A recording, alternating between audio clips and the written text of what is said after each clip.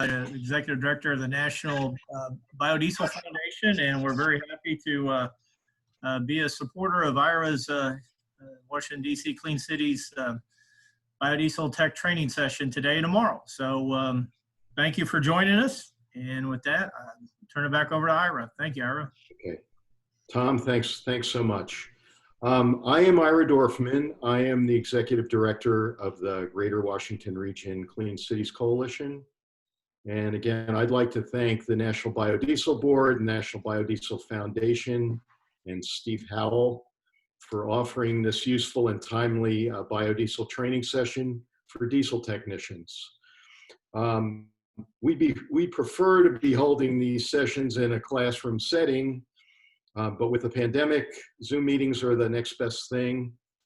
You will hopefully find these sessions to be useful to you, and if you complete both sessions today and tomorrow, you'll receive a frameable certificate of completion from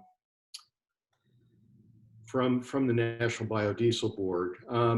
When we can safely get back to the classroom, Clean Cities and National Biodiesel Board will plan to hold more comprehensive face-to-face training classes too, and we'll notify you when these are available. You can see there what the certificate's going to look like. May have heard about this training from multiple sources. First, our Clean Cities Network. The Greater Washington Region Clean Cities Coalition is one of about 90 such coalitions around the country. A handful of my Clean Cities colleagues in the Mid-Atlantic states have helped us publicize and sponsor this event.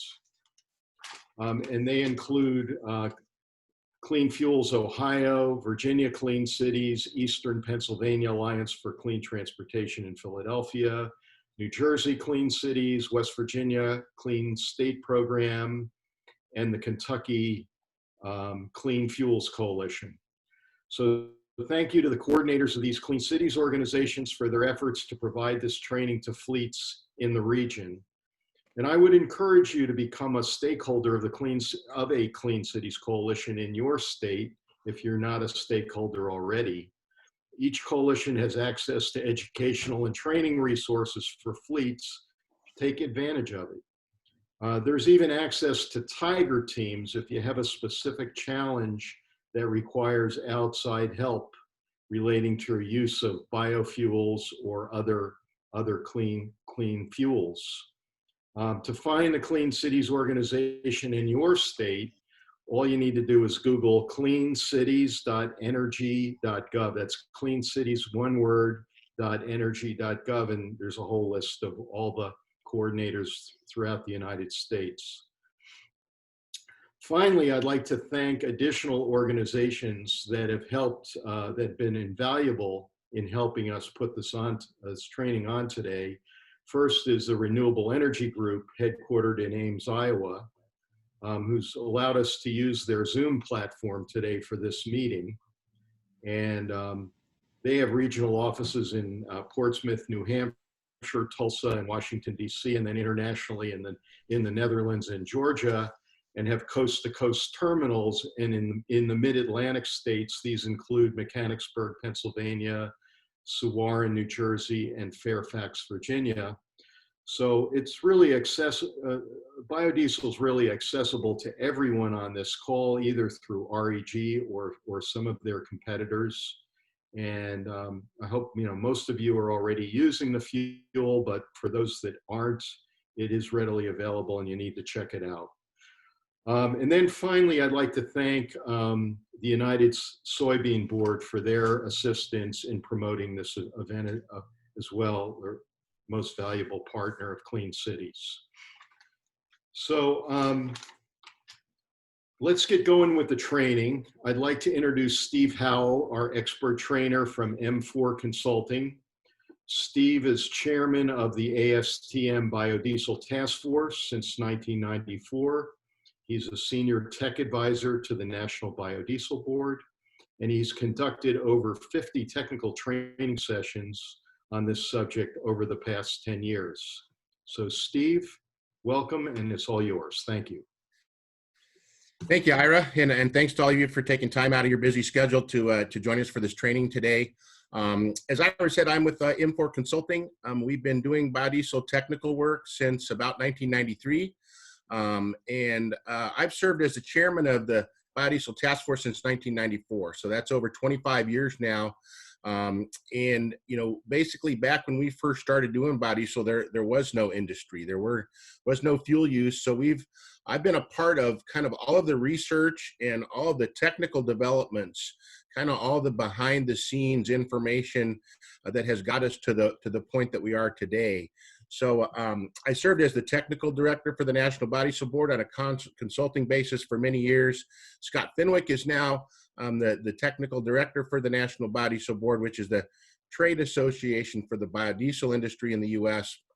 And I serve as their senior technical advisor now. So in that role, kind of my job on a daily basis is to ask the technical questions, talking with folks like yourselves, fleet managers, mechanics, engineers from the engine companies and the vehicle companies, chemists and engineers from the large petroleum companies, to basically ask every technical question, try and uncover every technical problem, and then put into place standards and testing and field experience to address all those problems, so that when folks use the fuel, they have a positive experience, and the fuel performs just exactly the same way as diesel, if not better in some cases. So I sit across the table as the chairman of the Biodiesel Task Force, from all of the engineers from the large equipment companies, from all the engineers and chemists from the petroleum companies.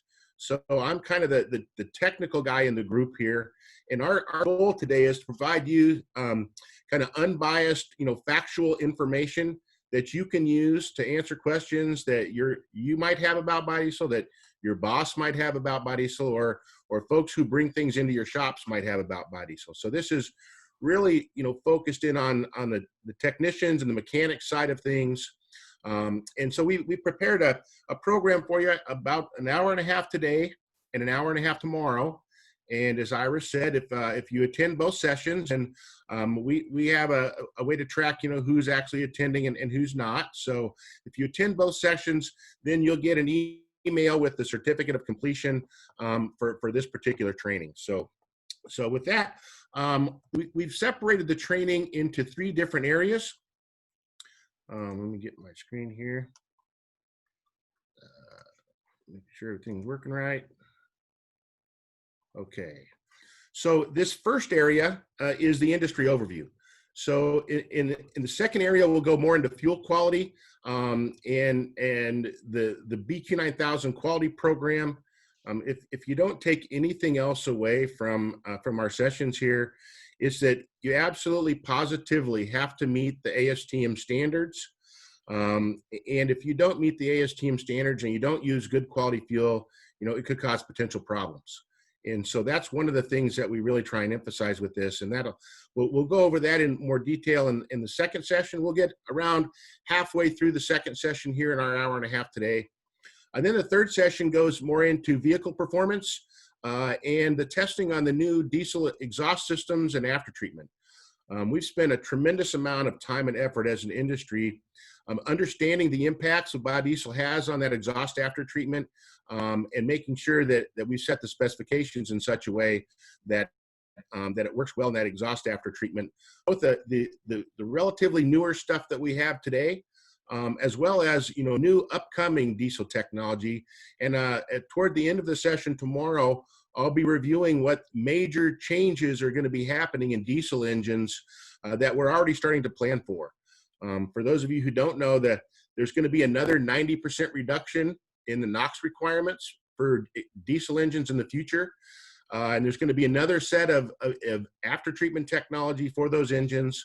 And I'll go through kind of what that looks like and what the current status of that is, and what we're doing on the biodiesel industry to make sure that biodiesel not only works well on today's engines, but also in the engines that'll come down 5 or 10 years from now. So with that, what we hope that you get out of this, the learning outcomes, is that you'll be able to answer general questions about biodiesel that you may be asked as a technician. You'll identify the key reasons why customers want to use biodiesel. That'll help you, answer some questions that folks come into the shop, kind of the water cooler conversations. You'll be able to identify the key ASTM biodiesel fuel quality parameters. Make sure you know what those are and why we've set the specifications, and the fact that since we have set specifications and people are meeting those specifications, some of the issues and problems that people have had with the fuel in the past are no longer an issue or a problem. And, along with that, explain the importance of the biodiesel fuel quality and the Beacon 8000 program, and be able to understand the difference between normal diesel problems. And we all know that the diesel fuel is not perfect and has its own set of problems and issues. And understand the difference between those and poor quality biodiesel imposters or out of spec biodiesel when it hits the shop. I'll go through where the engine and vehicle companies are at and what the status is regarding warranties. And then, in the portion of the session tomorrow, we'll go through biodiesel's impact on PM traps, not after treatment, and really give you information so you'll be able to properly diagnose and make recommendations regarding, biodiesel use and vehicle maintenance. So that's our objectives for the session today. And again, as I said, I've been the chairman of the Biodiesel Standards Task Force since 1994. That group is comprised of the big fuel companies, the big engine companies, regulators, and they all vote on what the standards are going to be, and one vote can basically fail a standard. So it's been really, really super important to have high quality standards and to make sure those standards are clear and identifiable. And so, we started that effort in 1993, and we defined biodiesel as what you see on the screen there. A fuel comprised of monoalkyl esters of long-chain fatty acids derived from vegetable oils or animal fats, meeting D6751 designated B100. So that's quite a mouthful. But the key thing I think that you all need to know from a technician or a mechanic perspective is that the biodiesel comes from an oil or fat. And it has to come from an oil or fat, and it has to meet the ASTM standard. And the pure stuff, the pure biodiesel, before being blended with diesel fuel, that's what biodiesel is. Biodiesel is the pure stuff B100. When you blend biodiesel with diesel fuel, and most people now use a blend of biodiesel and diesel fuel, either a 5% blend or 10% blend or a 20% blend. We have, finished standards for blends up to B20. And so the biodiesel blend is designated BXX, where the X is the volume percent of biodiesel mixed in with conventional number 1 or number 2 diesel fuel. So a B5 would be 5% biodiesel and 95% diesel fuel. And a B20 would be, of course, 20% biodiesel and 80% regular diesel fuel. So it's important to remember that when you're using a blend, a BXX, that's a biodiesel blend, not pure biodiesel. And you'll hear people get a little bit confused and say, "Are you using biodiesel?" Yeah, I'm using biodiesel. I'm using a B2 blend. Well, the biodiesel is really the pure stuff. And using the pure stuff requires a bunch of additional precautions that aren't needed for the blends. So we just want to make a clear distinction between the biodiesel blend and pure biodiesel. And we'll be talking today specifically about, B20 blends and lower. And so that's the focus of our efforts today. And that's where most folks are using the fuel, although we do have some early adopters who use B30, B40, B50. The city of Chicago is using that currently in some of their parks equipment. We have folks that are using B100 with an Optimus system, and there was a webinar on that here just a few weeks ago. But most folks are using B20 and lower because that's where we put all of our effort. That's where we put all the specifications, and that's where we have, engine and vehicle company support. And having that tightly controlled definition, those monoalkyl esters of a long-chain fatty acids, having that tight definition and the ASTM specification was really key in achieving the level of OEM support that we have from the current diesel and vehicle companies. So a little bit more background just to make sure we're all reading off the same sheet of music. Here's a quick depiction, kind of a layman's view of what biodiesel is. You take 100 pounds of vegetable oils or animal fats, and I'll go through kind of the variety of oils and fats that we use for that here in just a moment, with 10 pounds of alcohol. Most people use methanol, wood alcohol. It's the cheapest alcohol available. It's the easiest to go through the reaction. It's the easiest to use to meet the spec. And so most people use methanol. You can use ethanol, but it's not done a whole lot today because it's more expensive and harder to meet the specs with ethanol. But there were some people in the early days who used ethanol. That goes through a chemical reaction. The molecule gets split up to take the very large vegetable oil or animal fat molecule and turn it into 3 smaller molecules. And we'll go through that in a little bit more detail in the fuel quality section. And that gives you 100 pounds of biodiesel and then 10 pounds of glycerin. Glycerin's a sugar. It looks like white Caro syrup. And so obviously you want to take that out of the biodiesel, and that's part of the reason why we make it into biodiesel, is to make it thinner and remove that glycerin, that sugar, because we all know what glycerin or water will do to your diesel engine. So that chemical process produces that chemical, the monoalkyl esters, and that's very chemically similar to diesel fuel. It's a long chain hydrocarbon, which diesel fuels are long chain hydrocarbons or aromatic hydrocarbons. So about 90% of the molecule looks pretty much exactly the same as some of the same compounds that we find in diesel fuel. And then we have that methyl ester group. There's some oxygen in there, and that methyl ester group provides some of the beneficial properties for biodiesel, and we'll talk about that more after a bit. So that's how you actually produce the biodiesel. You have to start off with an oil or a fat. And the things that the biodiesel isn't, and you see the picture there with 2 raccoons on the bottom and a cat with a little mask that's a fake raccoon. So the things that you see listed on the screen there are not biodiesel. If you read some older literature or you talk with some folks, some people might confuse biofuels and biodiesel, and there's a whole bunch of other biofuels out there. But all the things that you see on the screen there, raw vegetable oil or so-called SVO, a recycled cooking oil just by itself before going through the reaction, ethanol or methanol or any of those things blended with water with a diesel and emulsifier, other renewable fuels, renewable hydrocarbon diesel, all of those things are not biodiesel. Biodiesel is just that specific monoalkyl esters made from renewable oils and fats. And it has to meet the standard. And so you could see people using recycled cooking oil. There were some folks that did that in the beginning days and had a whole bunch of problems. And that's why we have to turn it into biodiesel and meet the spec. So just make sure that you're aware that biodiesel is that specific compound, has to meet the standard. And a lot of these other biofuels out there are not biodiesel, and just make sure you don't get confused, when you're talking with folks about the difference between the two. So the various feedstocks that we use to produce biodiesel, and that's kind of one of the major aspects of biodiesel, is it's not produced from just one oil or fat. It's produced from a whole variety of oils or fats that we make every year, primarily as a way to produce protein. Soybeans are 80% protein, 20% oil, and about 50% of the oils that we have for biodiesel come from soybean oil.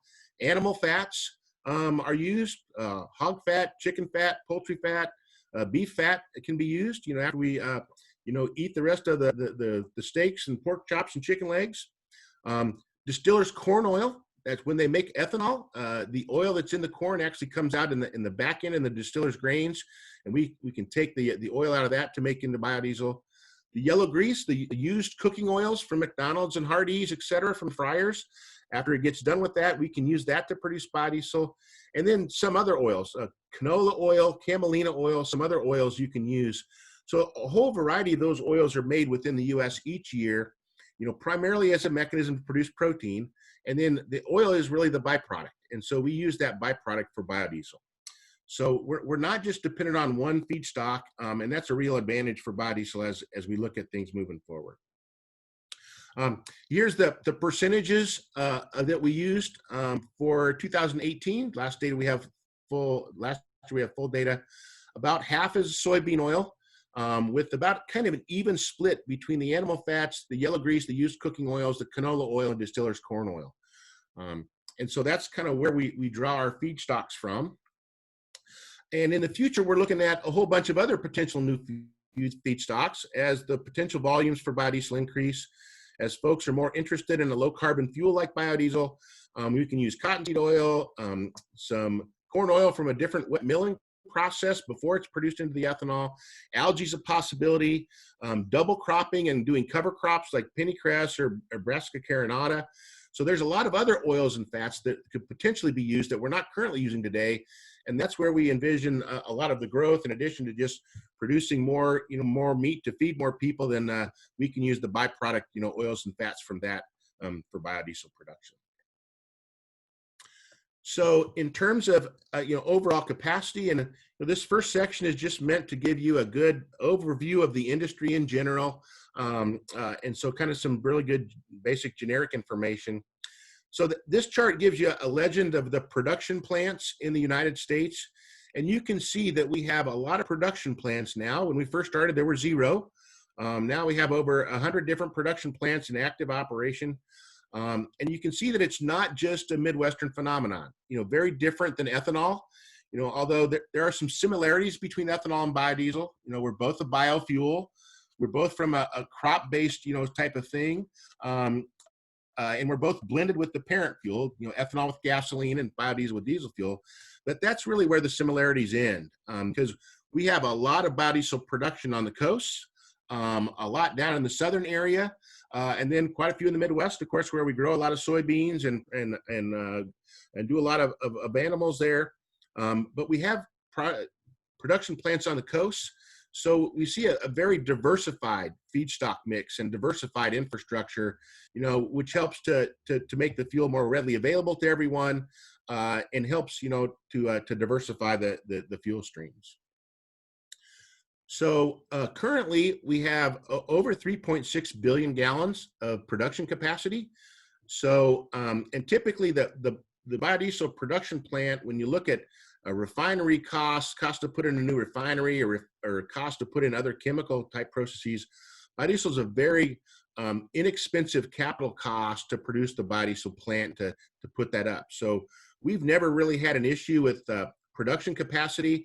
If there's demand there and people want the fuel, then people will put up a biodiesel plant. And in some cases, we probably had people put up more biodiesel plants than we needed, in the early days. And, most of those companies have since gone by the wayside.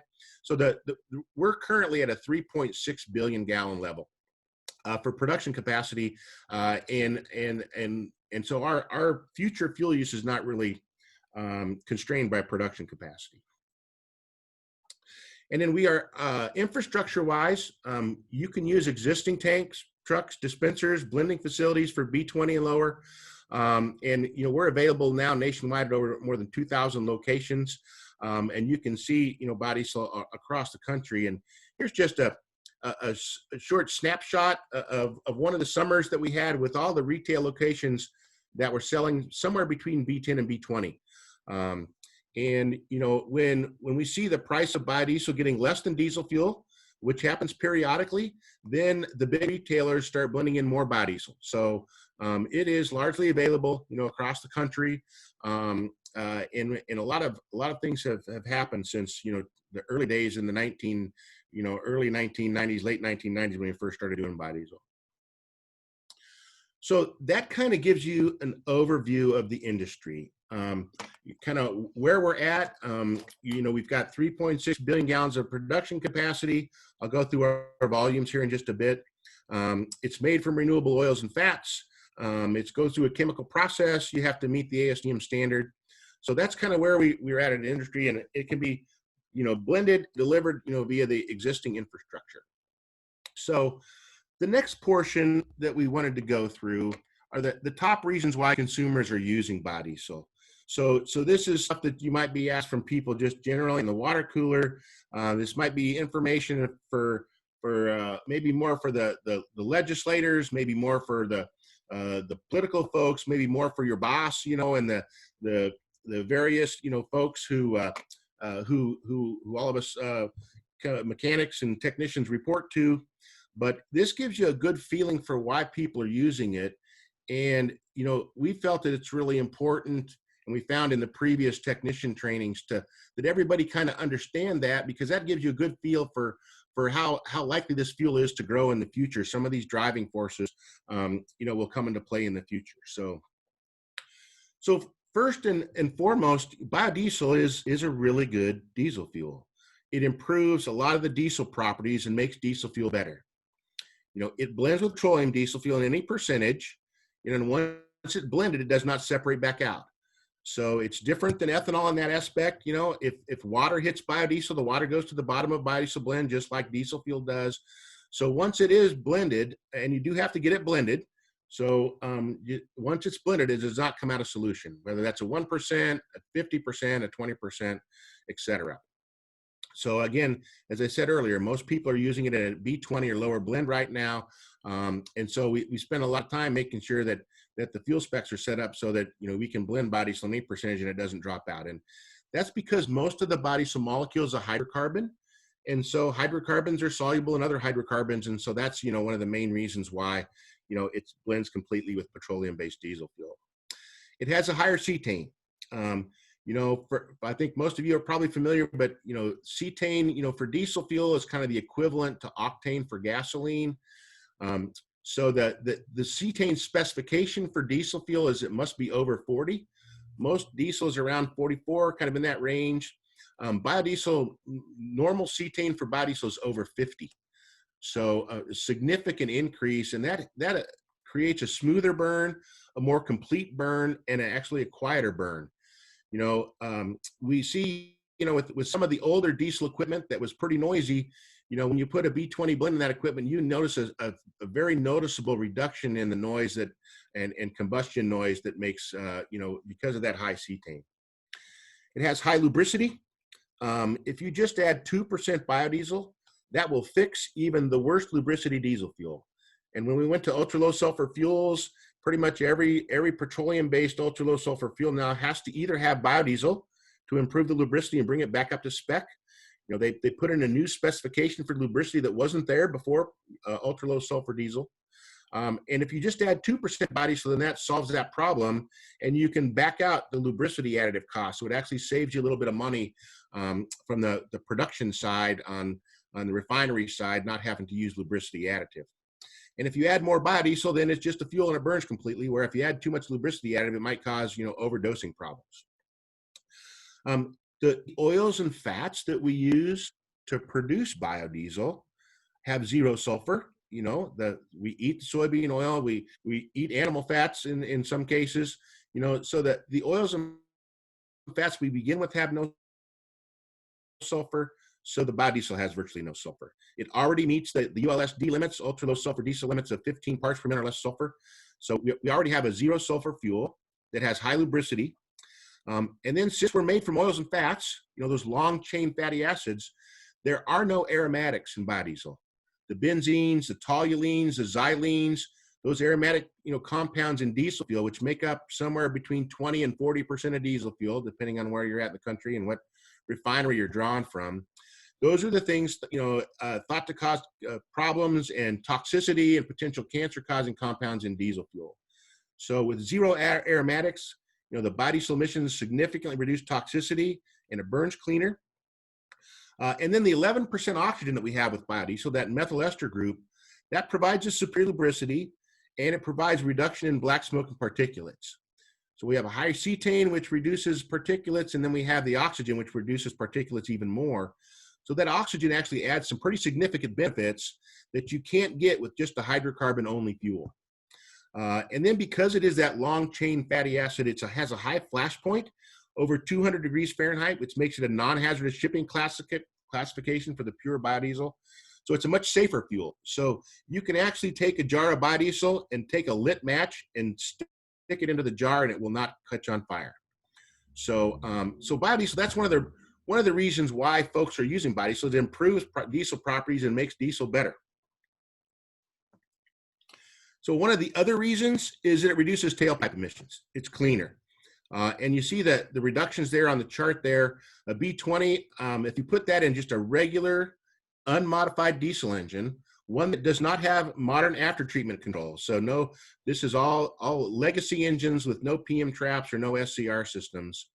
You see about a 20% reduction in hydrocarbons, 12% carbon monoxide, 12% with particulate matter, and then polycyclic aromatic hydrocarbons, down substantially.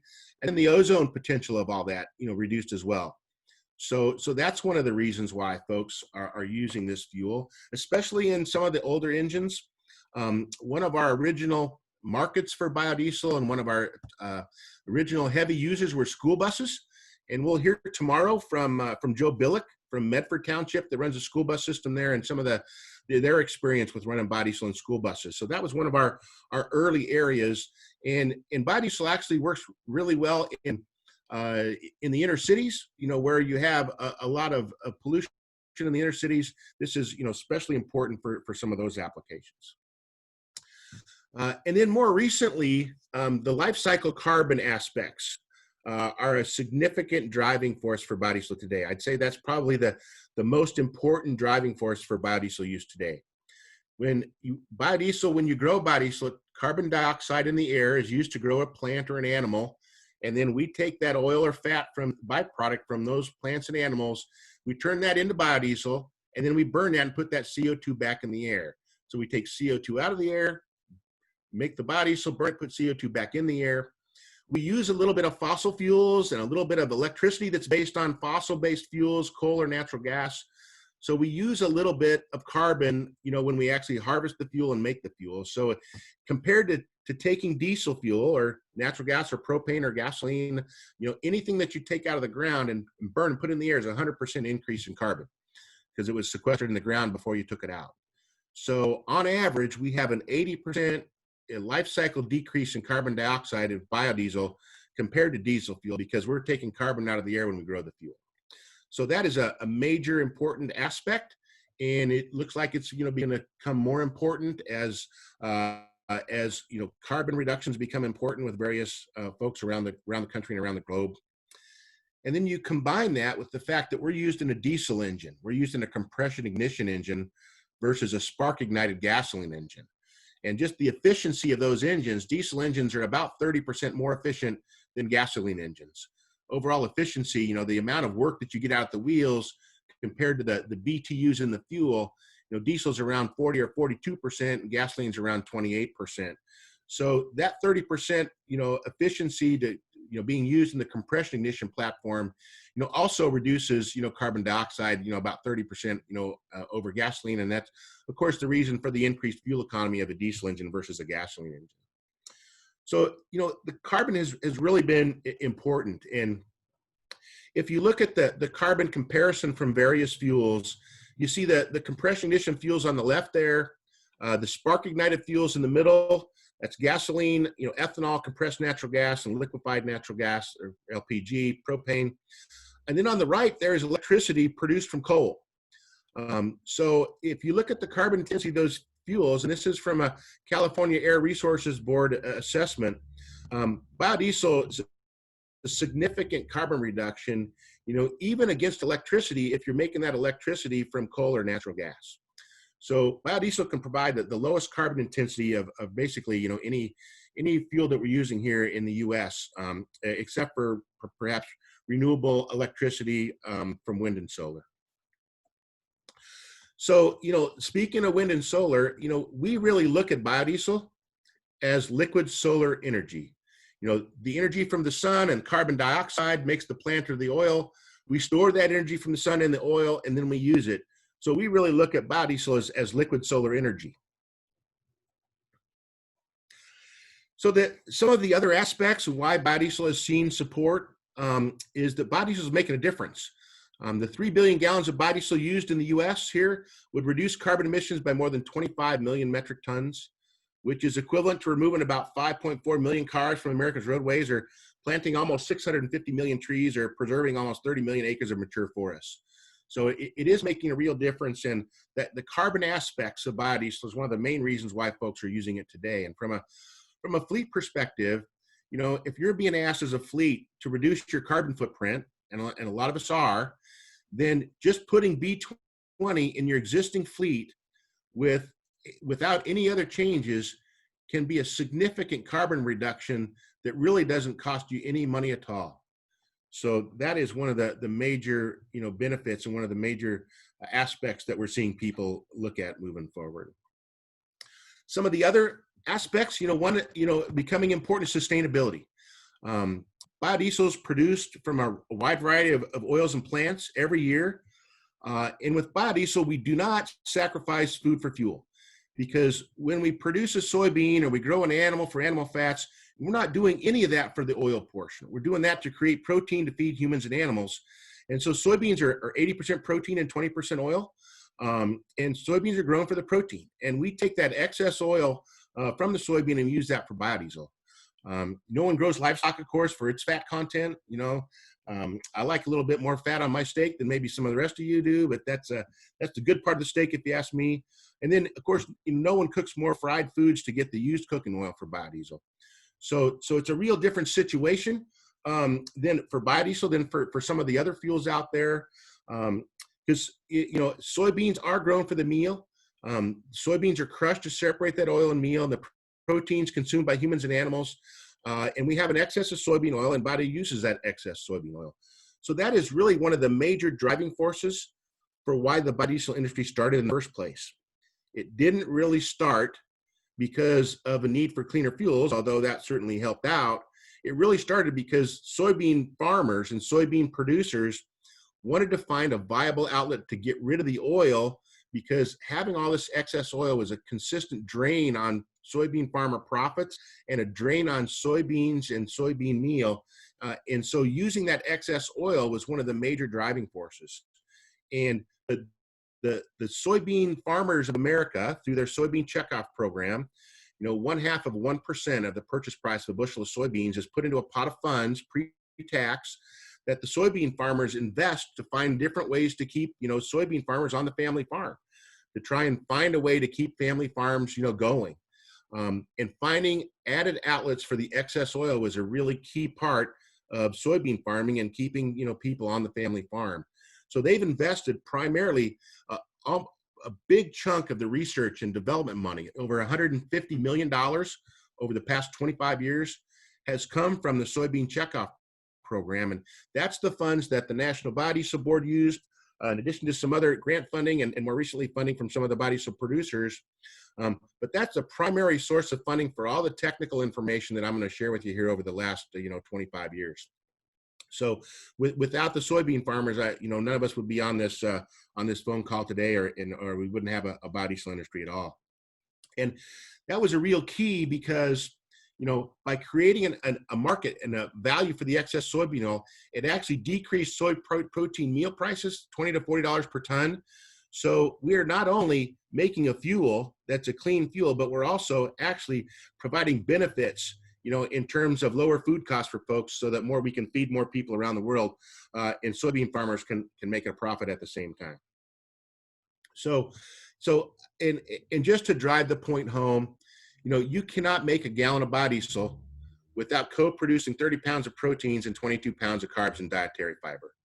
So with biodiesel, it's really get mostly food and a little bit of fuel, and the fuel that we have can provide a significant carbon reductions and provide significant benefits for diesel engines. So again, this is the portion of the training where we go through kind of why people are using the fuel. And, a lot of the mechanics and technicians I've talked to over the years have found this part really valuable, because it helps them understand why people are interested in this and why, using this fuel is a good thing. And it just kind of makes you feel good, that you're doing something that's really helpful to a lot of folks for a lot of different reasons. And when we grow protein to feed the world, we get more fat than we can eat. And those byproducts can be used to make high quality biodiesel. So kind of closing off the reasons why folks are using the fuel, and why there's a lot of interest here. There's other reasons why people are interested in biodiesel as a fuel. And those reasons include energy security and economy. When we first started doing biodiesel back in 1993, 94, foreign oil was a big deal, and trying to find domestic sources for oil was a big deal. So, that's not become as big a deal here recently. Of course, we've become much more, self-dependent on petroleum products with a lot of the refining and shale production in the U.S. But, it does still reduce our dependence on foreign oil. It expands and diversifies our domestic refining capacity. We're not putting in, new petroleum refineries, and with COVID, it looks like we may be shutting a few down, but we are putting in, more biodiesel production. and that production is more spread out. It's not kind of centralized in one location. So if you do have some issue, a flood, a hurricane, uh, a foreign attack, anything like that, if one biodiesel production plant goes down for some reason, it doesn't really have an impact on the entire market. But if one refinery goes down or has a turnaround or whatnot, it can have a pretty significant effect. So it does provide a way to expand and diversify our domestic refining capacity. It is the most economical way to turn oils and fats into usable diesel fuel. So it's the low cost option. Of course, it creates added outlets for farm-based products, and of course, it creates U.S. manufacturing jobs, which we all like to see more of. And those reasons there are part of the reasons why we see the level of political support for biodiesel, both now and moving forward in the future. And then, of course, to put some numbers around it for those of you who want some numbers. It supports about 65,000 jobs, generates, over $11 billion in economic impact, and of course reduces greenhouse gas emissions at the same time. So with that, all of those reasons are part of the reasons why there have been various programs put into place by the government to try and encourage the use of this fuel. One of those is the Renewable Fuel Standard. So that's been in place since 2005. It's a bipartisan policy. And it basically requires an increasing amount of renewable fuels to be blended into the U.S. fuel stream. And it creates a credit trading program where, the refineries have to either use the fuel themselves and blend increasing amounts of that into their fuel, or they have to buy a credit from someone who does it, who's not part of the program. And the value of that credit then is passed on to customers who see a lower value for the renewable fuels used for this. And there's two categories. There's the conventional biofuels that have a lower greenhouse gas emissions reduction. And then there's an advanced biofuel, which has a greenhouse gas reduction of at least 50%. And biodiesel falls into that advanced category. Ethanol falls into the conventional one, but biodiesel falls into that advanced category. And so that means that since it does have a life cycle greenhouse gas emissions of at least 50%, our average is 80, it's an advanced biofuel, and it can be used by refineries to meet their renewable fuel standard obligation.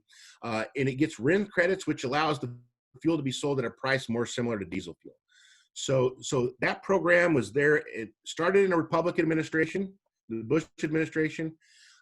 It continued under the Obama administration. It's continuing under the Trump administration. And we just had volumes come out here a little bit ago. We're going to see a small increase in volumes for that program for next year. So it enjoys bipartisan support, over the years. And it's been a major reason. And biodiesel is one of the lowest cost options for a refinery to meet this program. So that's part of the reason why you see biodiesel volumes increasing.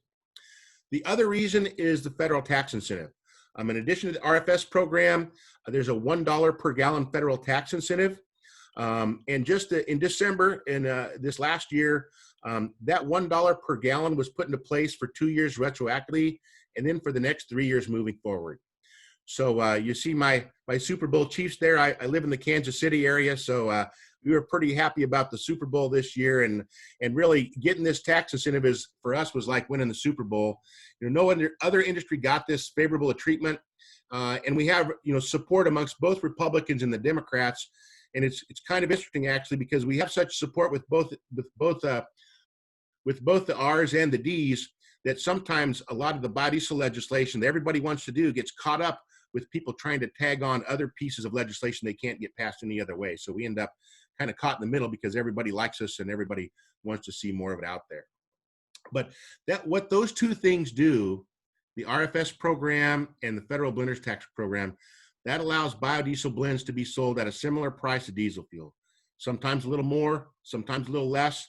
And so that allows you as a fleet manager to basically be able to use biodiesel and have it be priced very similar to conventional diesel fuel. So you can get all the benefits of this fuel without really seeing much of a price difference at all. So with that, and it gets pretty close to closing out our kind of industry overview here. And then I did want to say here for those of you who have questions, you can use the chat box in the questions. and then we'll open it up periodically if anybody else has a verbal question. But if you have questions, go ahead and use the chat box, and so you can ask your questions that way. So here are the volumes we've seen over time. And last year we were, right around, almost pretty close to 3 billion gallons. And the National Biodiesel Board has a vision to create even more fuels over time. So we're running right around to a little bit north of 2.7 billion gallons, and that's, compared to a 40 billion gallon diesel market. So we're seeing some pretty significant increases over time. And what the National Biodiesel Board's vision is, based on, primarily people being interested in low carbon futures. We have a low carbon policy on the West Coast. We're seeing low carbon policies in the East Coast now on a state by state basis. And we see a lot of people very interested in carbon reductions and carbon footprints. You've seen BP say that they're going to be a carbon neutral petroleum company by 2050. So a lot of emphasis on carbon. And so the National Biodiesel Board announced their new vision for the industry to exceed 6 billion gallons by 2030. So that's up from roughly 3 billion today. So we're planning to double the amount of biodiesel available to everybody to use by 2030, and then 15 billion gallons by 2050. So that's kind of where the industry is, where we've been, and you see the tagline there, biodiesel, cleaner, better now. This is something where you can get carbon reductions now. You don't have to wait for an electric infrastructure. You don't have to wait for windmills and solar panels. You can get your carbon reduction via another means. You can get your carbon reduction by using biodiesel in your existing equipment with no capital costs right now, today. It's a better fuel. It's a cleaner fuel. And those are all the reasons why, people are using it, why we've seen the volume increases, and why we see the political support, both now and we feel pretty confident as an industry that there'll be political support moving forward. So with that, I'm going to open it up for questions and comments. If you have one, go ahead and chat. Or if everybody's been pretty good about keeping their microphone muted, so we appreciate that. But if you would like to ask a verbal question, go ahead and do so now at this time. Yeah. Hello, can you hear me okay? Yep. Yes. Oliveira from XTT Life. And I was wondering, ever since meeting Mr. John over from Idaho, and I'm really involved. I really like what biodiesel is all about, but what does it do for fuel efficiency and or maintenance for the different equipments or vehicles that the biodiesel will be used for? Okay, well, I'll put that question on hold because the rest of the session will go into that in quite a bit of detail. So we'll be answering that question here over the the next half an hour here in the session tomorrow. Thank you very much, sir. Absolutely. Yeah. Any other chats or anything? I don't see any here. Okay, with that. All right. So for what I want to do now is kind of go through the rest of the kind of industry background. So now you know how you make the fuel. You know that it has to meet the ASTM standard, and we'll go into that in more detail in the fuel quality section. You know that there's a lot of interest out there. Volumes are increasing. There's a lot of political support. It reduces carbon. You can use it in existing engines. And so a big portion of my roles and responsibility for the industry in general is to work with the engine companies to answer all their questions and all the things that they need to be concerned about. So I'm going to go through now, where we're at with OEM and fleet support for biodiesel. So, we are seeing an increased level of both OEM and fleet support for biodiesel, because of all the reasons that we've talked about. So we're seeing an increase in that. And the current status is that in the class, 5 through 8 vehicles that account basically about over 90% of all the diesel fuels used in that class, the vast majority of all the new engines and have full OEM support for B20 lower blends meeting the ASTM standards. So we've spent a tremendous amount of time working with the engine companies. I work with them on a daily basis to make sure we've set the specs right. And we've had to improve the specs over time pretty substantially. I heard a fellow the other day say that, the biodiesel of 10, 12 years ago is like an old brick phone, and the biodiesel today is like an iPhone 11. the biodiesel has been improved substantially, and that's why we enjoy some of that OEM support, because we've improved the standards.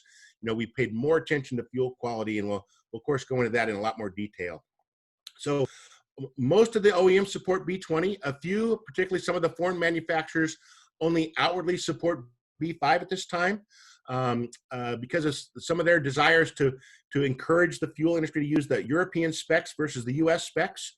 And so some of them only support B5 at this point in time, although use of any blend of biodiesel, B20, B10, B5, does not void an OEM warranty. Fuel-related problems are not parts and workmanship issues, and they're not covered by the OEM warranty for parts and workmanship, whether that's for diesel fuel or for biodiesel fuel. Any fuel-related issues would be covered by the fuel company, the fuel supplier, and we know through years and years of experience and all the ASTM work that if you've got good high-quality biodiesel and B20 or lower blends meeting the specifications, that we see performance similar to, or if not better than, conventional diesel. So that's kind of the where we're at with that. You can see the listings there, and from the Biodiesel Board website, and I'll give you some other resources there as well.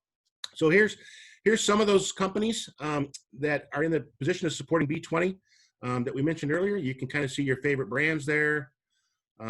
Some others, Freightliner and Western Star, if you use a Cummins engines, they're supporting B20. If you use Detroit diesel, they only recommend up to B5, although lots of people are using B20 in a lot of Detroit diesel equipment.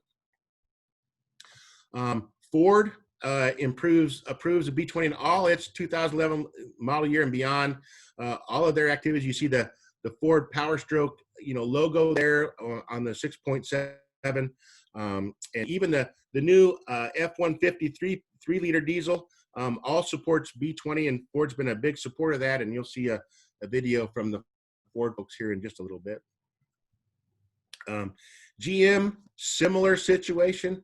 They approve, all of the different model options, over 20 of them, all of which are, approved for B20 use. Fiat Chrysler, the Jeep Grand Cherokee, the Turbo Ram, etc. And another, just to throw some examples out there for PACCAR, Peterbilt and Kenworth. They transferred full OEM support for B20, and it's a kind of an interesting situation, and we find this situation with several OEMs. In 2014, they only recommended or supported B5. In 2015 or 16, when they went to B20, they did a bunch of internal work. They did things, and they said, yep, okay, all of our stuff moving forward is okay with B20, and all of our previous stuff is also okay with B20. And they didn't make any changes, of course, in the previous stuff. So that's just a good example of some of the support levels. And we're working with all of the engine companies now, fully encouraging them to support B20 moving forward, and maybe even some higher blends, depending on how the market goes and where we see things moving forward. So lastly here, industry overview. We have a good relationship with NTEA, the trade association for the work truck industry. They do a purchasing outlook every year. And so not, as fleet managers and as mechanics, you might find some of this interesting. They survey commercial vehicles and common acquisitions. And here's the chart for where the different alternative fuels are used and which ones are the most popular. In the last couple of years, biodiesel has been the most popular alternative fuel amongst work truck fleets. And in looking at the future fuels portion, the future interest levels, and biodiesel is also one of the highest for the future interest level, primarily because of its ease of use. You can use B20 and lower blends in your existing equipment. Just make sure you get it from a good high quality supplier out there. And that's pretty much all we have in the market now is good high quality suppliers. So a lot of interest, especially since it's easy and it reduces carbon. Some of the other alternative fuels out there, compressed natural gas, that's still a carbon-based fuel.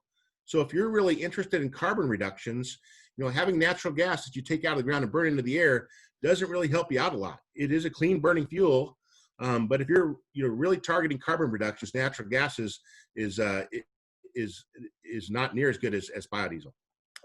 We are seeing some increased interest in electric hybrids. Hino has a diesel electric hybrid that they're okay with B20.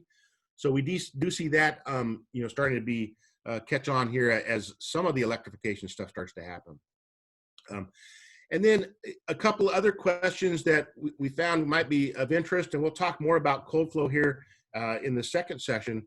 But they asked a few questions. If fueling with biodiesel is your usage seasonal? And over 65% said no. They use the same blend year round, whether that's B5, B10, or B20. You do need a few added precautions the higher the biodiesel blend goes. But today, the fuel companies have gotten really good at figuring out how to do that on the upstream side, so that we see a lot of people using B20, throughout the year, even in cold areas. LaGuardia Airport, JFK, both use B20 in all our equipment year round.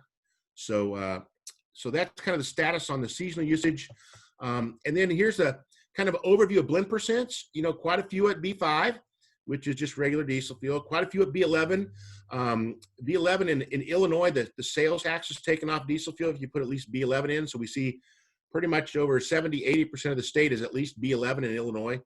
You see the level on B20, quite a few fleets using B20 because they want to get that full value, the full carbon reduction, up to the B20 level where we've done most of the research at. And we've got quite a few fleets using other level blends, even higher blends, 20, 30, 40 in that range. So with that, I'd like to go ahead and show a video here from somebody you might recognize, and this has been years of work and the effort, and we'll go ahead and show you this video. So B20 is not a bingo call. It's a kind of biodiesel, and the Ford Super Duty burns it, and that's sort of a big deal now, right? It is a big deal, Mike. I mean, we're doing our part to make sure we can burn renewable sources of energy, and 20% biodiesel made out of some kind of plant matter is our contribution to the cause. And anybody who drives it, in turn, is making that contribution. But I would say much more impactful for your fleet customers. Absolutely. We have a lot of fleet customers who are very conscious of the environment, and they've been asking us, and we're moving from B5 to B20 with this new truck and new powertrain. Is there any kind of diminished capability as a result of burning biodiesel? Fuel economy is the same. Power and performance are the same. There's no trade-off there at all. I think we'll see B30, B40 down the road somewhere. Yeah, I see that coming in the future, but it's something that we're working on together with the energy industry as well as with our customers. Well, maybe we can start a trend. Like I said, that was years in the making, and they made that video, and I forget what year it was now, 2013, 14, 12, somewhere in that range. And it took the years and years of work on the specifications and getting all that done in order to get to that point. So here's some resources for you. That kind of cleans off the biodiesel industry overview, where things are at with the engine companies, what the fuel is, where our industry is going, how big our industry is. Again, we're about 3 billion gallons, and we use about 40 billion gallons of fuel on the road. We're looking to go to 6 billion gallons, or double biodiesel volumes over the next 10 years, and then go even more than that over between now and 2050, when a lot of folks have goals in 2050 to be completely carbon neutral. And B100 made with carbon neutral fuels and carbon neutral electricity would be 100% carbon reduction. The biodiesel itself is a carbon-free fuel, but we do use a little bit of carbon, when we make it, in today's world. So in the future, B100 will be, completely carbon neutral as well. So with that, that completes our initial session. And I'm going to go ahead and open it up for any more kind of general questions. And next, we're going to be diving into fuel quality. And so we're going to go into some detail about the fuel quality and why the specs are important, and how some of the problems that we saw as an industry in the early days, changes in the specification, attention to fuel quality, have really, solved those issues. And we are just not having issues and problems today. And there weren't that many in the initial times, but there were some, and you might have heard of some of those. So we will go through those in some level of detail here in the next session. So with that, I'll open it up for any other kind of general questions.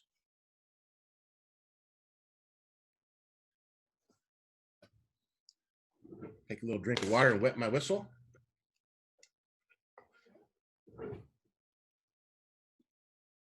Okay. Well, hearing none, then we'll go into the second session here, and this one gets more involved in fuel quality. So we'll go ahead and jump right into that. And so, as we said earlier, I'm the chairman of the ASTM Biodiesel Task Force. I'm the guy that sits across the table from the engine companies, that sits across the table from the big petroleum companies, and answer all the technical questions that people have to make sure that this fuel is going to be a good fuel. Because you're not going to see those companies support the fuel and tell their customers they can use the fuel, unless they've had answers to all of their questions. So again, this is the same biodiesel definition, just to make sure biodiesel is the pure stuff, and anything blend with diesel fuel is a blend. And so I'm gonna go into a little bit more detail about how we actually make the biodiesel and how the standards are the critical thing to make sure that you eliminate some of the problems that can happen if you get bad biodiesel, or if you use raw vegetable oil or partially esterified oils, or some other thing that doesn't meet the standard. So you can see a little bit more detail about what a triglyceride or an oil or fat looks like. That looks like, you've got the glycerin backbone there, which is the light blue kind of circle. That's a 3-chain backbone. And then you've got 3 long hydrocarbon chains sticking off of that. So each one of those hydrocarbon chains is about 16 to 18 carbons long. And it's a long straight chain. So there's no aromatics, there's no benzene, toluene, xylene type things. It's all a straight chain. There's no cyclical compounds there, because that's how Mother Nature makes oils and fats. The genetic code inside of animals and inside of people and inside of plants, they all use the same genetic structure when they make the oil or fat. And so that's why the oils and fats all look really similar. The only real difference between the oils and fats out there is how many points of saturation or unsaturation you have, how many double bonds are in that fatty acid chain. Do you have a monounsaturated, a polyunsaturated, or a saturated molecule? And then how long the chain is. And most of them are 16 or 18 carbons long. They have either 0, 1, 2, or 3 double bonds, and that's it. So there's only 5 or 6 compounds that make up pretty much all the oils and fats that we use, and they all look pretty similar. And then methanol, wood alcohol, you see the methanol there. So what happens is each one of those methanol molecules comes in and reacts, with the fatty acid chain to split that big triglyceride from 3 molecules, from that big, 3-chain molecule into 3 separate individual molecules. And that's the methyl ester group that you see on the right, the biodiesel there. So it takes this molecule that's 3 times as big, takes methanol and separates that out, makes 3 different molecules that are about 1/3 the size of each, and then that glycerin backbone comes off as a sugar. So I said earlier that it looks like white Karo syrup. If you look at the back of your toothpaste tube or Scope mouthwash, you'll see glycerin or glycerol as a component. It's a softener, it's a sweetener, and glycerol has a lot of value-added uses, as a sweetener and a softener. So biodiesel production companies remove the glycerin and sell that as a profitable byproduct. And so there are no side reaction products. There is no other waste streams there. It's just basically methanol in, triglyceride in, biodiesel out, and glycerol out. So it's a 1-for-1 transformation. 10 pounds of triglyceride end up with 10 pounds of biodiesel. 1 pound of methanol, you swap that out with 1 pound of glycerin. So the key to making good biodiesel is that all this reaction has to happen properly, and you have to make sure that you do all the right things to make sure that you don't have any triglycerides or you don't have any methanol, because you use about 3 times the amount of methanol to drive that reaction to completion. So you want to make sure that everything goes to biodiesel, that you don't have any methanol, you don't have any triglycerides left, you don't have any catalyst left. You remove all the catalyst and you remove all the glycerin. I mean, glycerin's, Karo syrup, sugar. We all know it. Sugar would, happen, into your diesel fuel. So the biodiesel specs have been set up to make sure that all of that stuff happens properly. And we've improved those specifications over time. And just to give you an example of how tough it is to get one of those specs, We started the effort in 1993 to do a spec for biodiesel. There was zero biodiesel production at that time, and our focus was on and off-road diesel applications. It took us until 2001 to get the first ASTM standard for biodiesel.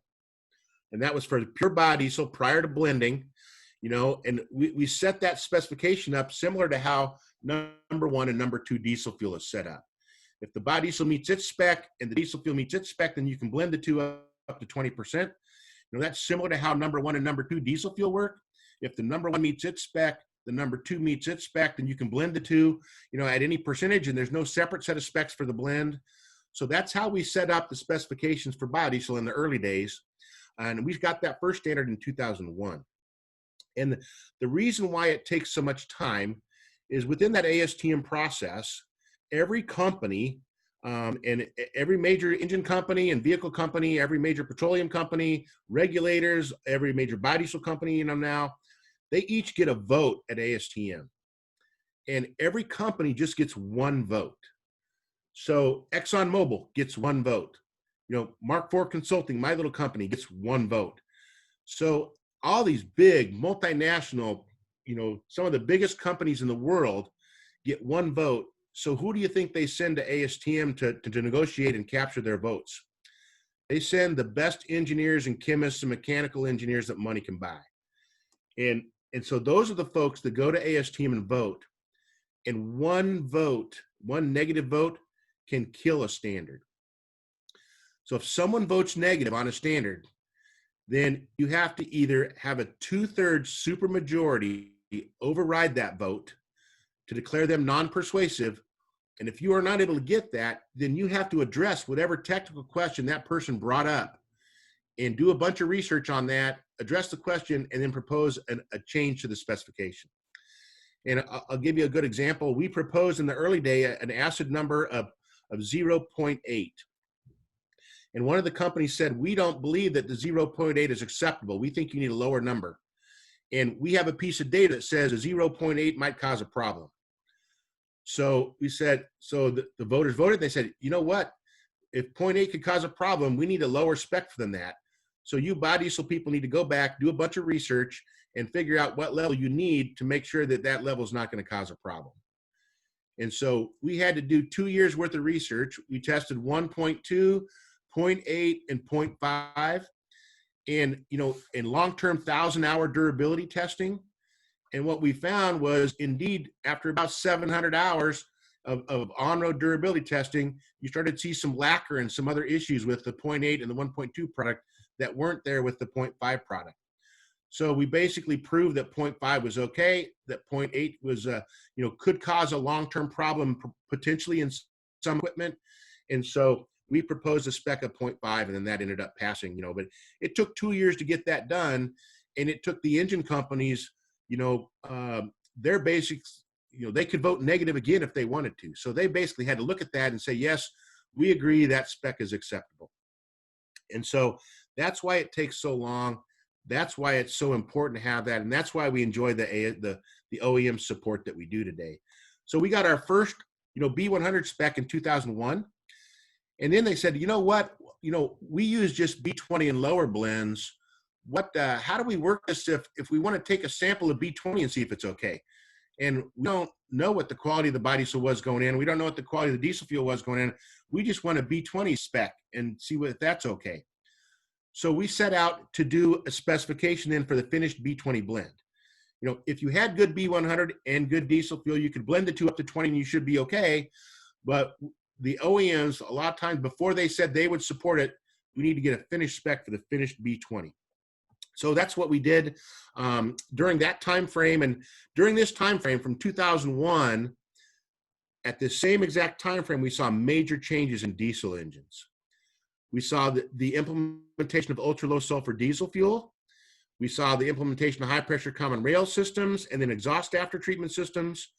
So as we were trying to figure out how biodiesel works, in all the existing engines, all of a sudden the engines are changing and all the diesel fuel is changing.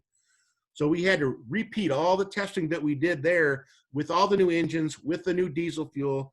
And we found that we had to make additional changes to the specs, to basically to accommodate the new engines and new technologies and new diesel fuels. So we did all that work. And in 2008, after some major changes to the biodiesel standards, we added a stability standard, we added metal standards, we lowered the acid value standard, we added a whole bunch of things. You know, we actually had to add additional tests for low levels of minor components that could come out in cold weather that came out in ultra low sulfur diesel fuel, but didn't drop out of solution before that. You know, with the other high sulfur diesel fuel, it stayed in there just fine, no issues, but found some issues with ultra low sulfur diesel fuel. And we had to actually go in and make a number 1 grade of biodiesel for those folks who wanted to use it in really cold weather. So in 2008, we got the standards for D975 for up to B5 in regular diesel fuel, and then we got the standard for D7467 for B6 to B20. So it took us, you know, from the initial days, 1993 until 2008, 15 years to get the ASTM standards for B20 for on-road vehicles. And with that standard, then the engine company started saying, okay, we support B20, we support B20, we support B20. So the current status that we're at for specifications is that ASTM D6751 is the approved standard for B100 for blending up to B20. It's been in effect since 2001. It is a performance-based standard, just like the diesel fuel. It doesn't matter what kind of diesel fuel you use, you know, what kind of crude oil you start out with, or what kind of refinery particular operation that you have. You know, so diesel fuel is a feedstock and process neutral spec. You meet the performance specs, no matter how you make it or what, you know, what source you have. It'll work in a diesel engine. And 49 states have now legislatively adopted 6751 as a legal spec for biodiesel. So if you're selling a biodiesel that doesn't meet the ASTM 6751 spec, you're officially caught performing an illegal act, and you can be shut down. And the National Biodiesel Board has adopted a unanimous policy where if folks are not meeting the spec, then they recommend that the legislation, fuel quality enforcement agencies, the NCWM folks, go ahead and go in and shut people down. So that's how serious the industry is about the ASTM standards.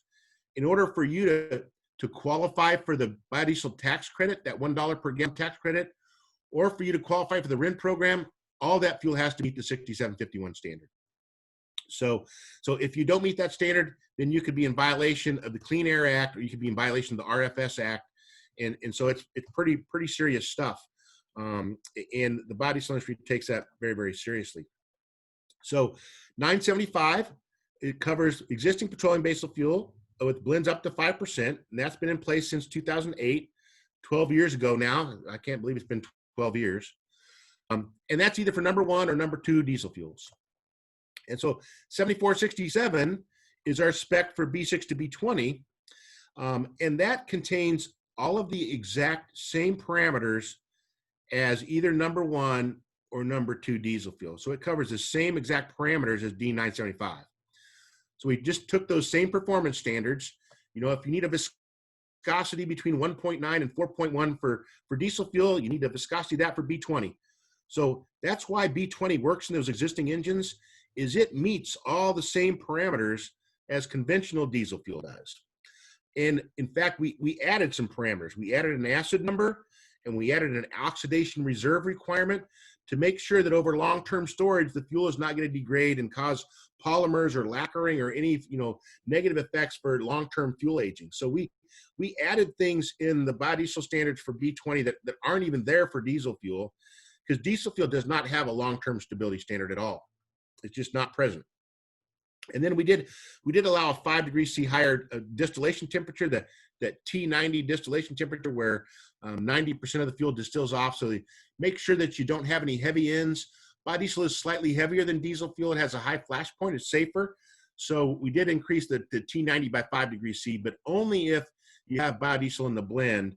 Because if you have a higher T90 diesel fuel, you could cause particulates to form and some other, you know, engine-related issues. And of course, biodiesel reduces particulates, so that's not an issue with biodiesel. So that's the status with the standards for biodiesel, and we've had that in place now since 2008. So it's been in place for a long time. And we set those to make sure that problems that we saw intermittently, or problems that you see with raw vegetable oil, that those specs are set to solve the potential problems that can be out there. So you might see in some research from the early 2000s or early days, or even some after we switched to ultra low sulfur diesel fuel, if you don't meet these specifications, the thing that can go wrong is over there on the right side of that chart. So free glycerin and total glycerin, that's meant to make sure that you don't have any of that, the glycerin, the free Caro syrup type stuff. The total glycerin makes sure that you don't have any raw vegetable oils. You've taken all the oils and fats to essentially complete conversion. So you see the very, very low percentages of that we allow. And if you have high levels of those, you'll see injector coking. Or you could see filter plugging, if you have high levels of total glycerin. So if you don't go to reaction completion, you could see injector coking or filter plugging. If you get good high quality biodiesel, you do not see injector coking or filter plugging. In fact, we see sometimes biodiesel will actually clean injectors. If you've got some really dirty, gunky injectors, sometimes we see that it actually cleans that. The flash point, the temperature at which the fuel will actually cause a spark if you put a spark there. That we use that to control the methanol, to make sure that you don't have any excess methanol. If you have just a little bit of methanol in there, the flash point will go really low. So that's a shipping and handling, issue. And if you have any methanol in your fuel, that from the reaction, that will reduce the lubricity and cause, injector life issues. So we make sure that that's not a problem by using the flash point. The acid number, when fuels go rancid over time, if you have a rancid vegetable oil on your shelf that's been sitting there for years, you open it up, it kind of smells a little bit rancid. What's happened is the fuel has started to degrade and form acids over time. And if you get acids high enough, then you can actually cause fuel system corrosion and some other things. With the acid number there, that controls all that for long-term storage, etc. Water and sediment, same thing, same spec as diesel fuel. Of course, that's mainly system contamination, water contamination from storage and handling, and condensation in the fuel system. Visual appearance, make sure that you don't have any moisture or any contamination. Oxidation reserve is our test for long-term storage and fuel filter life. Of course, sulfur is an EPA regulated specification. We have no sulfur to begin with, so we don't have any sulfur in the biodiesel. And then the cold soak filtration test. That's a test that we actually had to add when we went to ultra low sulfur diesel fuel. And some of those minor components, that 0.024 of total glycerin up there, some of those minor components can come out of solution and clog filters in cold weather when you wouldn't expect it to. And so we actually had to put that test in place with ultra low sulfur diesel fuel. And then we actually tightened up that to make a #1 grade in 2012. So we tightened up that, and with those changes, it pretty much solved any of the filter clogging issues, other than normal cold flow filter clogging issues that you see with diesel fuel or a biodiesel blend. And then that's, of course, by the cloud point is the measurement that we use for that, for storage and handling. So we set up the specs to make sure that all the things that you see on the right-hand side aren't a problem as long as you meet the specs. So that's, and that's taken 15 years to do, and we constantly, improve the specs over time. And you can see the changes that we made to the specifications, over time, and pretty much every year, and you can see kind of the major change. We added a 15 ppm sulfur grade. We added a low sulfur grade, before diesel fuel had one, although, pretty much everybody meets it already. We reduced the acid value. We added limits for potassium and calcium, magnesium and sodium potassium. Calcium, magnesium can come in the wash water. Sodium potassium we use as a catalyst. So we added limits on that. We added an oxidation stability, oxidation reserve. We added cold soak filtration. And then we did a bunch of other improvements. And then in 2012, we added the #1B grade and some new test methods. So we're constantly improving that spec. And, as diesel fuel changes, as diesel engines change, we're constantly changing that spec. And we're doing all that so that you all as fleet managers, you all as mechanics and technicians, You don't have to worry about any of that. We take care of that up front. We make sure people are meeting the specs, and therefore you don't have to worry about all of that, on a move forward basis. So, it's some information that you don't have to worry about because the biodiesel industry has taken care of all this up front. But it also gives you a feeling of confidence to know that folks like myself and Scott Fenwick, the technical director of the National Biodiesel Board, all the biodiesel production companies, the petroleum companies, we are doing all of this work to make sure everything is okay, so that if you put V20 in your engine, you can feel confident that it's going to work and that you're going to have a good experience. So with that, we have those specifications in place, but the other major thing that our industry had to go through, as we started up from basically zero fuel. In 1993 and 94, when I took over, there was no commercial biodiesel fuel in the U.S. And so, now, of course, we have over 100 production companies. We have specifications out there. And part of our work with the engine companies was, hey, Steve, you're asking us to support B20. You're asking us to tell our customers it's okay to use B20 in our equipment. And we told you to go get a spec. Okay, you got a spec, and we agree with the spec. But we have concerns that we don't think all the biodiesel production companies out there are meeting the spec that we all agreed to. And if you don't have production companies meeting the spec out there, then we can't really tell people to go out and use the fuel, because people aren't using the spec and they'll have problems. So we want more assurance that companies are actually meeting the spec. And so we did some fuel surveys back in 2003, 2004, and we were a developing industry. We were just starting off as an industry. And we found at that point in time that about 50% of the biodiesel out in the marketplace did not meet the specs that we already had. And so that was a pretty major, issue and problem for us as an industry in the early days. This is back in the brick phone days. And so what the National Biodiesel Board did is it said, hey, this can't happen. The specs are important. If you don't meet the spec, even if you're off by a little bit, it could cause a problem. And if you cause a problem in diesel engines, people are not going to use this fuel and buy this fuel long term. So the National Biodiesel Board put into place its own program, basically its own good housekeeping seal of approval for biodiesel production and distribution companies. So that BQ9000 program is based on the ASTM standard.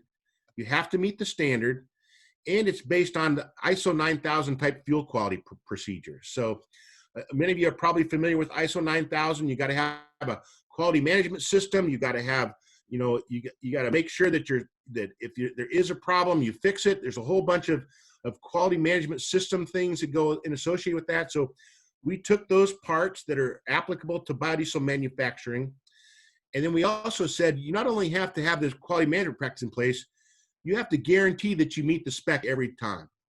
You may not analyze every batch for every single property. One of the guys I used to work with for Chrysler, made a good point. He says, Steve, we have a crash test spec for our cars, but we don't test every one of our cars before we sell it. We guarantee it meets a spec, but we don't test every one of our cars before we sell it. So not every biodiesel company analyzes every batch of biodiesel for every single parameter. Same thing with diesel fuel and gasoline, but they guarantee it meets the spec. And in our case, we said, you know what, if you're going to be part of the BQ9000 program, you're going to have to analyze every single lot of material for the key critical parameters. And you're just going to have to analyze that every single time, no option. If you're going to be part of the program, you got to analyze it and make sure it meets the spec. And then for those that you don't analyze, guarantee it meets the spec. So we started that program, in that same time frame when we saw those issues. And now many of the OEMs are either requiring or strongly encouraging the BQ9000 program. And over 90% of the biodiesel produced in the U.S. now is by a BQ9000 company. So that attention to fuel quality has been really critical, and putting into place the ASTM standards, adopting those on a legal basis so that it's actually illegal if someone sells an out-of-spec biodiesel, having this good housekeeping seal of approval that virtually assures you that you're going to get good ASTM quality biodiesel. We put into place all those practices to make sure that people are going to have a good experience.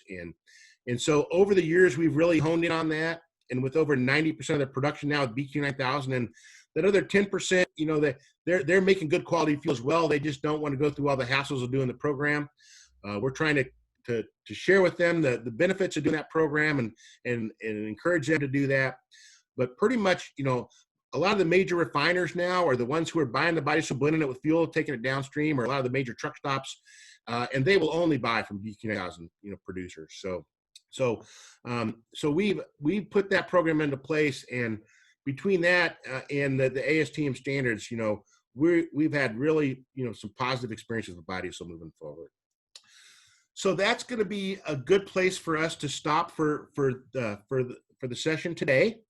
I'm going to open it up here for any quick questions, and then we'll give you some information for tomorrow's session. So I'll open it up for any questions.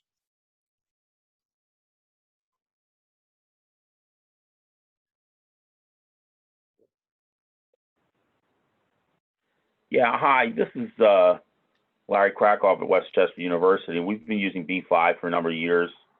We started out with B20. And one of the issues we had early on when we were writing a specification for buying products was how to confirm that at the rack, the B100 and diesel fuel were being blended properly. Okay. Yeah. So, you know, what we found, you know, on that front, you know, that over time, people have gotten pretty good in rack blending, making sure that they have enough mixing, either an inline blending system, or, you know, if they're doing sequential blending, or if they're actually putting in, perhaps some companies put the diesel fuel in first, then the biodiesel, then the diesel fuel, and make sure that that gets all blended. You know, so I think most practices now, most companies have figured out the best way to do that for their system to ensure a complete and homogeneous mixture. And, you know, we saw some early, you know, maybe it didn't get blended up, you know, just thoroughly mixed properly, you know, in some of the early days, but we just don't see a whole lot anymore. Most people have gotten pretty familiar with how they need to do that and have honed in on their systems now. And so we, to the extent that we saw some of that in the early days, we're not seeing a whole lot of that anymore. But that's a really good point. In fact, we had some people back in the early days where they had a tank on site, you know, let's say a 10,000 gallon tank, and they had 8,000 gallons of diesel fuel in there, and they put 2,000 gallons of biodiesel in, you know, through their pumps into the bottom of the tank. And that 2,000 gallons of biodiesel just sat in the bottom of the tank, and they didn't recirculate that tank and get it fully blended and dispersed throughout. So when it come to wintertime, you know, they were drawing what they thought was B20, but, you know, the bottom of that tank was still pretty much all B100, and they had a cold flow problem. So it is critical to make sure that you get it blended properly. And most people do a good job of that right now. And it's pretty easy to determine that, you know, what part of that BQ9000 program on the marketing side is to make sure that you've got a homogeneous mixture of the biodiesel throughout. So you can take a sample, and it's pretty easy to run a % biodiesel test. They've got some handheld units for that now that that folks use. A lot of the weights and measures folks have those. And so that's been an issue that was in the past, but we don't see much of that anymore. Great comment. All right. Well, if there are no other quick comments here, then we'll go ahead and we're at our 1 o'clock time frame here, so we'll go ahead and close it off here. Again, for those of you who are on for today's sessions and tomorrow, you'll get a certificate in the mail. So make sure you're registered. And I think there were several folks that were all viewing off of one screen. And as long as you registered, then you'll get your certificate as long as you participated both days. And we will start up tomorrow at 11:30, and we'll complete the rest of the fuel quality area. We've got some really super good data on what the actual values are running over the last 2 years. And we'll go through some of that. We'll go through some of the problems that we saw, and we'll go through some troubleshooting with y'all. And then in tomorrow's session, we'll go through after treatment systems, some durability information, and all of the work that we've done with biodiesel and after treatment systems and what impacts it has on after treatment systems. And then we'll also cover the new diesel engines that are coming down the road 5 to 10 years from now. And we're going to see another level of diesel engine change, just like we saw with ultra low sulfur diesel fuel in 2007, 2010. So there's going to be another SCR unit on those units. There's going to be longer full useful life, and it's going to be, you know, a lot of changes to diesels, you know, over the next 10 years, just like there has been, you know, since 2006, 7, 8, 9, and 10. So, well, I want to thank you on behalf of Washington Clean Cities, the rest of the Clean Cities groups in the Mid-Continent here, Mid-Atlantic, excuse me, and the National Biodiesel Foundation, National Biodiesel Board, United Soybean Board. Thank everybody and for you guys for your time. And then we'll close off the session now, and then tomorrow we'll start up again at 11:30, and look forward to seeing you all tomorrow. Have a great afternoon. Thanks, Steve. Thank you very much.